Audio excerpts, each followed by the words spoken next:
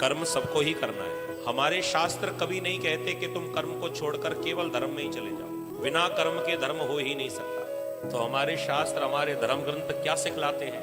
आप कर्म करिए, लेकिन शास्त्र युक्त कर्म करिए, धर्म युक्त कर्म होना चाहिए। काम तो करना ही है, लेकिन काम में यदि धर्म साथ में मिल जाए तो आपका यही पुण्य बन जाएगा। दुकान पर हम लोग रोज जाते हैं, व्यापार सब लोग करते हैं, माता बहनें भी अपने अपने घर में काम करती हैं। मैं आपसे पूछना चाहता हूं, दिन रात आप इतनी मेहनत करती हैं, आपको कितना पेमेंट मिलता है? अच्छा, नौकरी की तो एक लिमिट होती है टाइम की, 8 घंटे की नौकरी, 6 घंटे की नौकरी। ईमानदारी से बताओ, तुम्हारी जो नौकरी उसकी कोई टाइम लिमिट है क्या?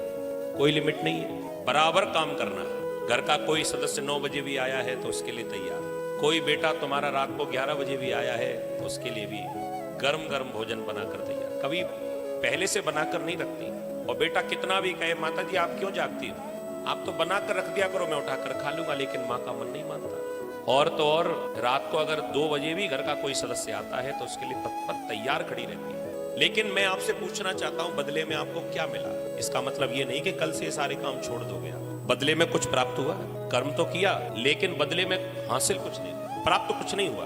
तो हमारे धर्म शास्त्र कहते हैं कि आप कर्म करिए, लेकिन कर्म कौन सा करना है? धर्मयुक्त कर्म करना है। आप अपने घर को ही मंदिर बना लीजिए। जब आपका घर मंदिर बन जाएगा तो जो काम इतने वर्षों से आप लोग कर रहे हैं, अभी तक तो भले ही कुछ नहीं मिला होगा, लेकिन अब तुम्हारा वो कर्म ही धर्म बन जाएगा।